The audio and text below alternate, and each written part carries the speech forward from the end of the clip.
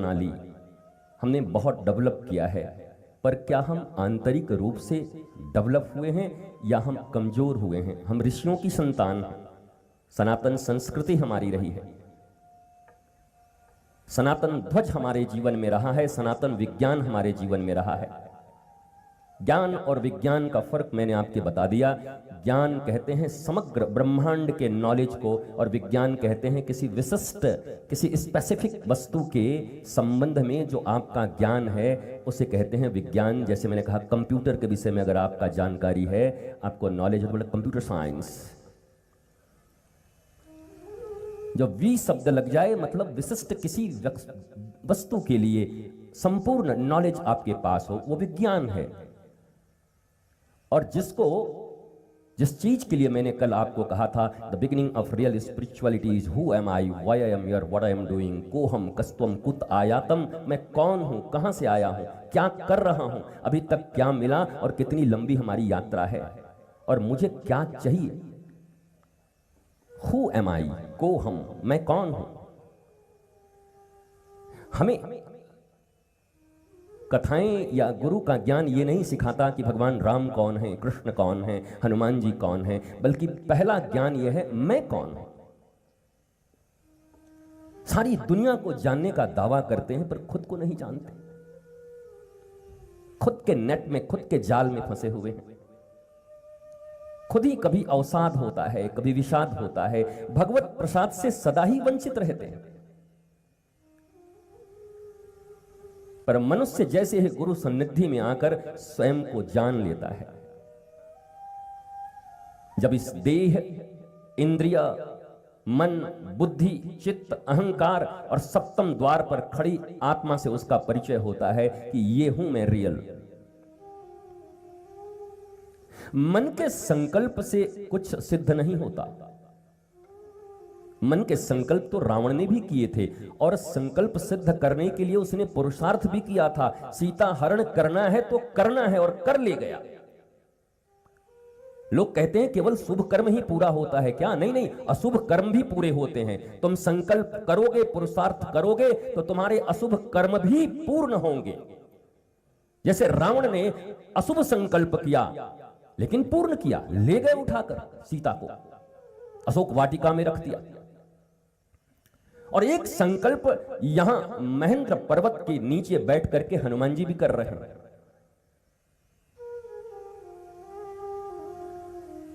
मन का संकल्प के साथ जब प्राणों की शक्ति जुड़ती है, ध्यान से सुनना, प्राण शक्ति मैं तुम्हें अंतिम दिन बता दूंगा कि प्राण शक्ति क्या होती है और कैसे लेते हैं, और फिर तुम्हें पता चल जाएगा कि जहां कभी मेडिकल साइंस भी पीछे रह जाती है, बिना किसी मेडिसिन के भी क्या बड़े से बड़े किसी रोग को भी हराया जा सकता है। इस पर चर्चा मैं कल करूंगा। मन की शक्ति, यह जरूरी नहीं कि वो तुम्हारे लिए अच्छा ही हो, क्योंकि मन में दुविधा है, कंफ्यूजन है। मन इंद्रियों के माध्यम से चलता है। इन इंद्रियों ने जो कुछ भी देखा, आंखों ने देखा, और आंखों ने ट्रांसफर कहां किया? मन को। अब मन को कोई मतलब नहीं, मन बस ये कहेगा मुझे चाहिए, मुझे चाहिए, मुझे चाहिए, मुझे चाहिए। इंद्रियों को ये अच्छी लगती है, और मन बुद्धि को ट्रांसफर करता है, और बुद्धि का भी कोई मतलब नहीं। इसलिए मैं कहता हूं सो कॉल्ड बुद्धिमान लोग बहुत खतरनाक होते हैं। इस दुनिया में अगर कोई कहे बुद्धिजीवी सम्मेलन है तो मैं तो पहले न जाऊं। केवल बुद्धि। हमारे यहां जब देवताओं का विवरण चलता है तो बुद्धि के देव कौन है? बुद्धि की देवी, विद्या की देवी सरस्वती, और उनका वाहन क्या है? वाहन क्या है? हंस। हंस का अर्थ क्या है? हंस जो नीर और क्षीर को अलग अलग कर देता है, जो सत्य असत्य, धर्म अधर्म, शाश्वत नश्वर, न्याय अन्याय, इन सब में जो विभेद समझता उसे विवेक कहते हैं। हंस विवेक का प्रतीक है, इसलिए हंसारूढ़ है। सरस्वती विद्या, तुम्हारी नॉलेज, तुम्हारी पढ़ाइयां, एकेडमिक क्वालिफिकेशन, अगर वो हंसारूढ़ नहीं है तो विकृत है, और ये विकृति ही तुम्हें अवसाद की ओर ले जाती है, ये विकृति ही तुम्हें डिप्रेशन की ओर ले जाती है। ये विकृति ही आज समाज में एक बड़ा असुर बन करके खड़ा है। गली गली में साइकोपैथी। मैंने कल ही कहा था कि ये इसकी बीमारी के डॉक्टर गली गली में हो गए हैं। 5000 दो, काउंसलिंग करवाओ, फिर वापस आओ। वही जो दुनिया संभालने की बातें करता है, जो परिवार संभालने की बातें करता है, जो समाज संभालने की बातें करता है, जो व्यापार संभालने की बातें करता है, वो खुद के मन को नहीं संभाल पाता। क्या कभी ये प्रश्न आपके जीवन में नहीं आया?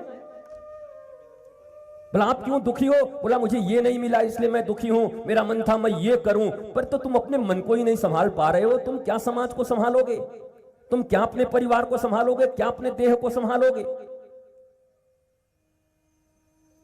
इस मन को संभालने वाला मन्ना त्रायति इति मंत्र, इस मन को भी जो त्राण देता है उसे मंत्र कहते हैं। और मंत्र का अर्थ केवल यह मत समझना कि श्री राम का नाम, श्री कृष्ण का नाम, हनुमंत नाम, राधा नाम कि यही मंत्र है। अगर ऐसी बात थी तो हनुमान जी के संबंध में यह क्यों लिखा गया कि तुमरो मंत्र विभीषण माना? कौन सा मंत्र? विभीषण तो पहले से ही राम जी के धनुष, आयुध और तीर का निशान बना लिया था अपने घरों में। विभीषण तो पहले से ही तुलसी की वृंद रख करके बैठा था अपने घर में, लंका में भी होते हुए। और विभीषण तो पहले से ही सुबह उठ करके राम राम राम का जप करता था। तो बजरंगबली ने और कौन सा मंत्र दे दिया? क्या राम मंत्र से भी ऊपर कोई मंत्र था हनुमान जी के पास जो उन्होंने विभीषण जी को दे दिया? क्यों लिखा गया तुमरो मंत्र विभीषण माना? मंत्र के संबंध में भी हमारी धारणाएं बिल्कुल अलग हैं। हमें लगता है कोई चीज हमें बता दिया, बस वही मंत्र हो गया, हमें उसी का जप करना है। जप आपके हृदय की शुद्धि अवश्य करता है, पर इतना याद रखना कि इस जीवन में मंत्र, कली संतारणोपनिषद में लिखा हुआ है कि इस दुनिया में, इस जगत में अगर सबसे बड़ा कोई मंत्र है तो सदगुरु के द्वारा दिया गया आदेश ही उसके शिष्य के लिए सबसे बड़ा मंत्र है। जिस समय में जो आज्ञा मिला वही मंत्र है। ऐसा मत कहना आपने तो पिछले साल ऐसा कहा था। हजारों लाखों लोग मिलते हैं मुझे, कहते हैं गुरुजी की मैं पुरानी वाणी मानता हूं, अभी नहीं मानता। डूबोगे। According to age, present, past is history and future is mystery. Present सब कुछ है, और अपने प्रेजेंट को अगर किसी ने शुभ के हाथों में समर्पित कर दिया, नॉट ओनली इंटेलिजेंस, शुभ।